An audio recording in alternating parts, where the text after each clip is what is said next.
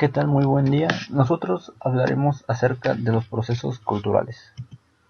Nuestro equipo está integrado por Castellanos Guadarrama Luis Iván, Heredia Navarro Rodrigo, Tolentino Ángeles Aldo, Flores Sánchez Didier, Soto Sandoval Miguel Ángel y Gutiérrez Montaño Gerardo Antonio. Objetivos. El objetivo de esta presentación es reflexionar sobre las diversas formas en las que la cultura se adapta a nuestro entorno, cómo actúan los grupos culturales, cómo es que nosotros nos desarrollamos, nos desenvolvemos, y cómo la humanidad ha estado comunicándose a través de los tiempos y cómo ha cambiado esta forma de pensar y de hablar con las demás personas. También representaremos y ejemplificaremos los procesos culturales a través de obras de arte para que quede un poquito más claro estos procesos y cómo actúan en nuestra vida cotidiana, o no necesariamente la vida cotidiana, sino cómo se observan en el mundo. Hola, yo soy Luis Iván Castellanos Guadarrama y les voy a hablar un poco sobre los procesos culturales. Primero, ¿qué es un proceso cultural?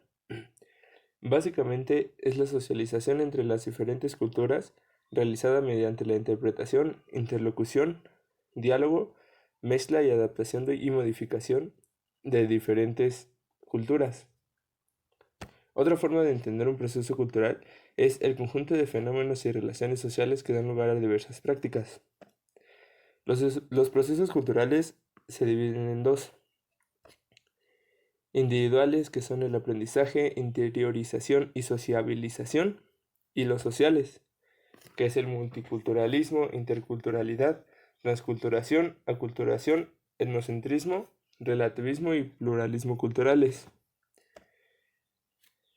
Por la parte individual, la persona aprende y asimila a través de diversos procesos sociales.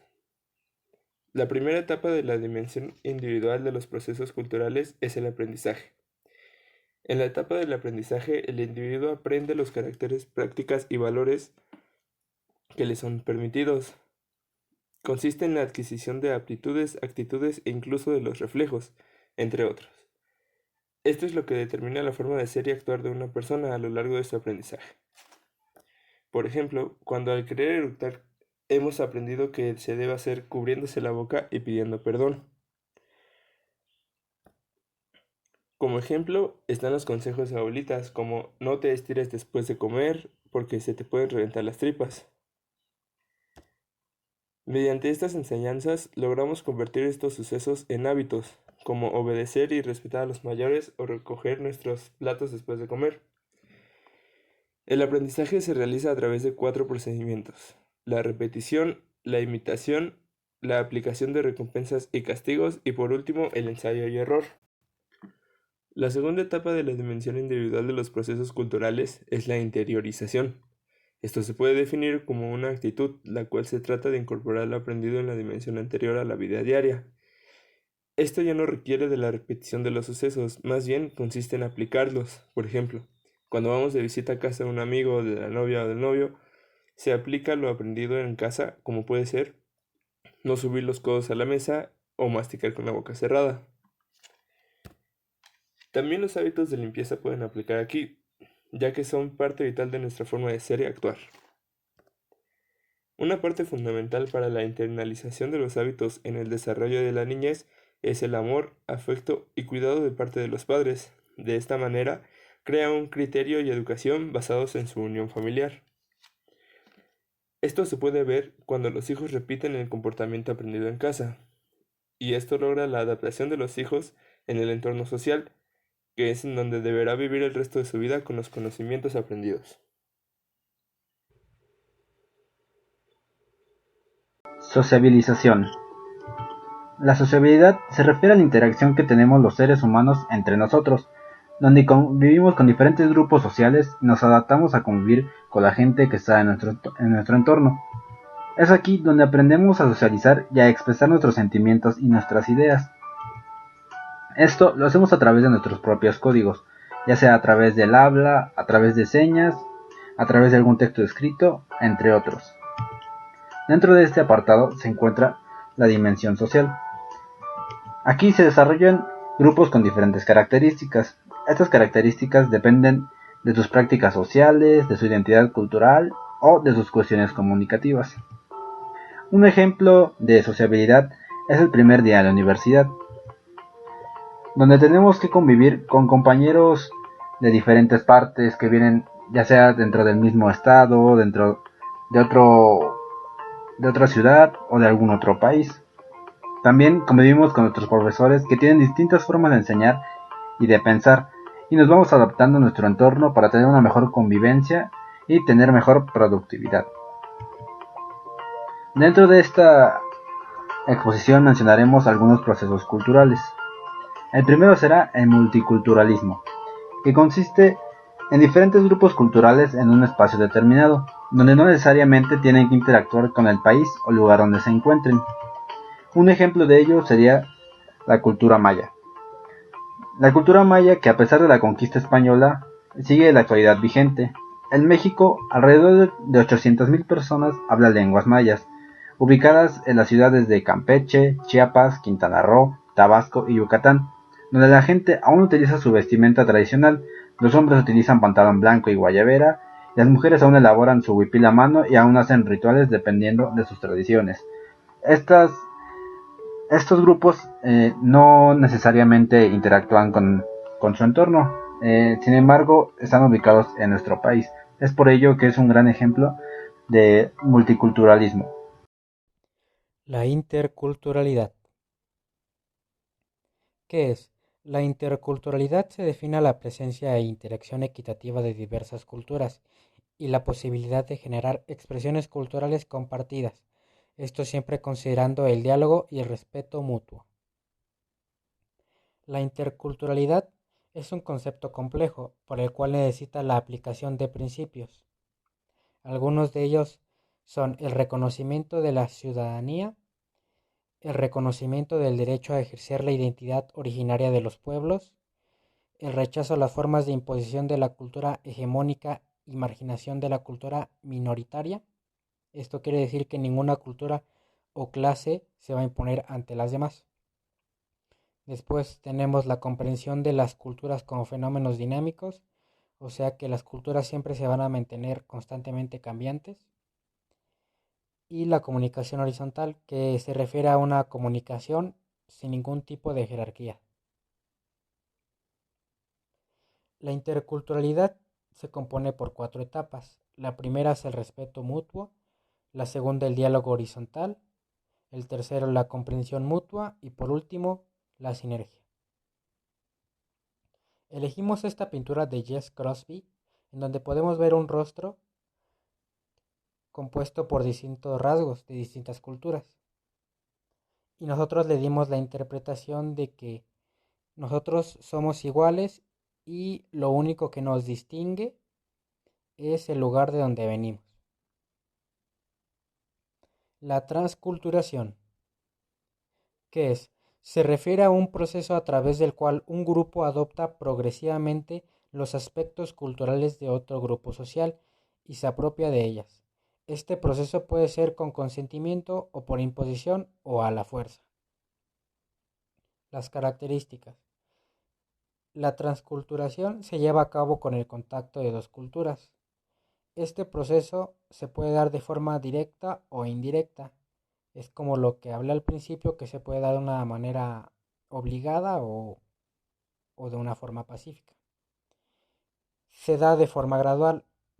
Significa que poco a poco se va adoptando las características de una cultura y se va olvidando la de la cultura principal.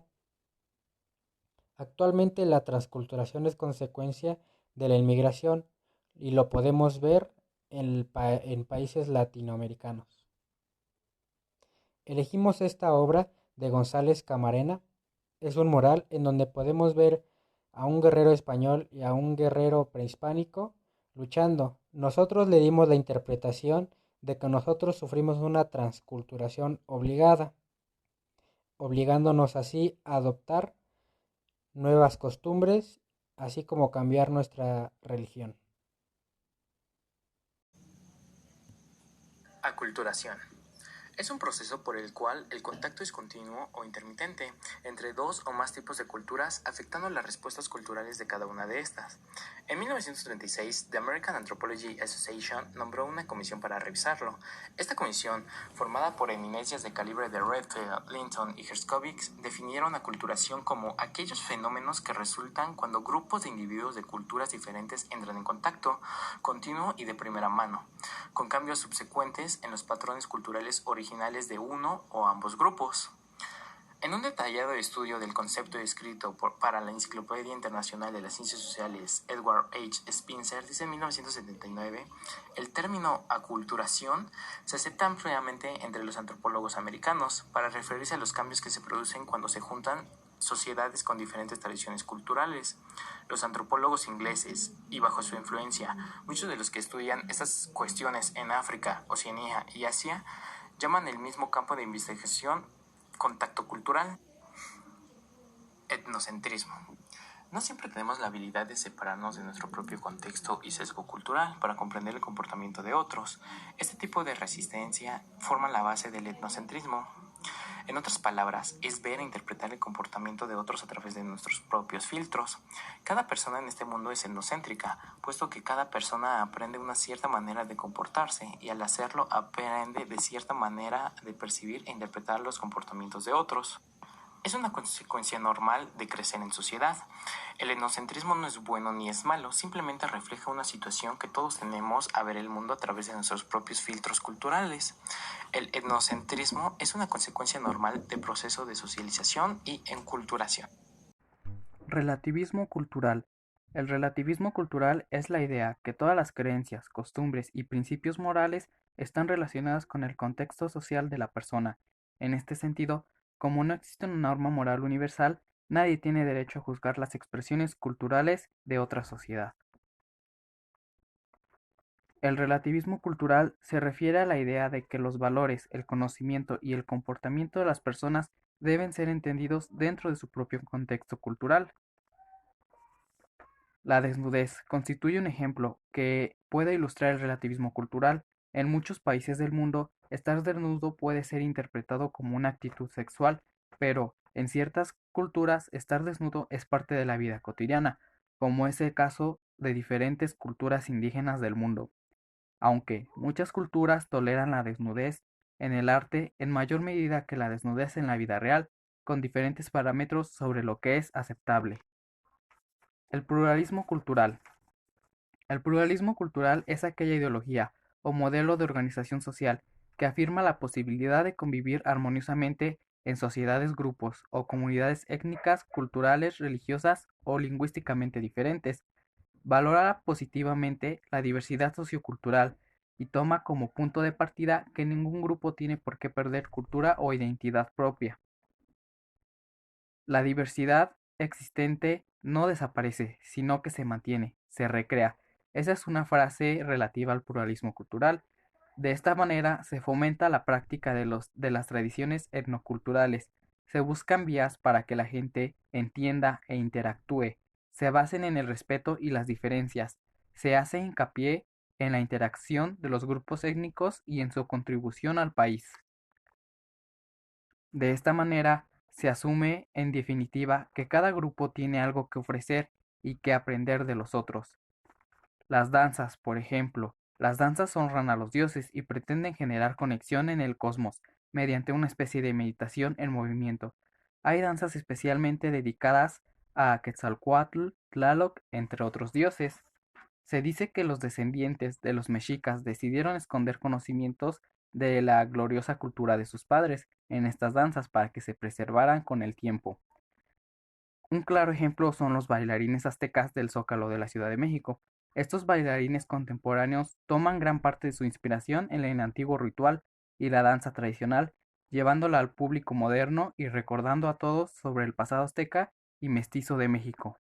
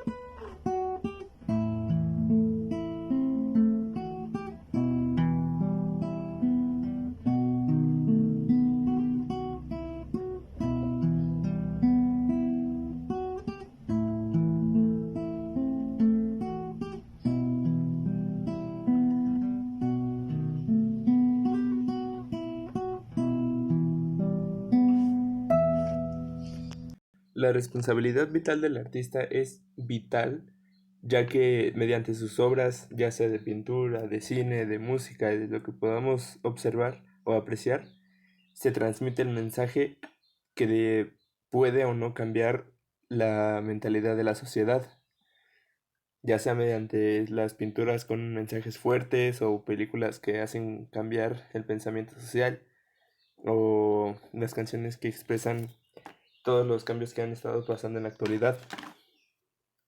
Por lo tanto, la responsabilidad del artista está en transmitir el mensaje correcto porque en él queda el mensaje que recibimos los que apreciamos el arte.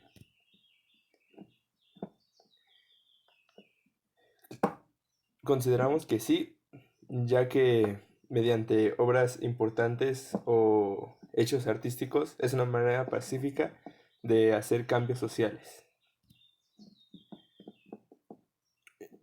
No, debe difundirse en la sociedad en general mediante programas de cultura, de pintura, de arte en las escuelas e incluso de manera gratuita para la sociedad, ya que de esta manera tendremos un acercamiento más sencillo y más interesante hacia el arte, y no solo como nos la han querido vender a veces, que es una manera aburrida de ver las cosas, cuando en realidad pueden tener un mensaje bastante fuerte e importante.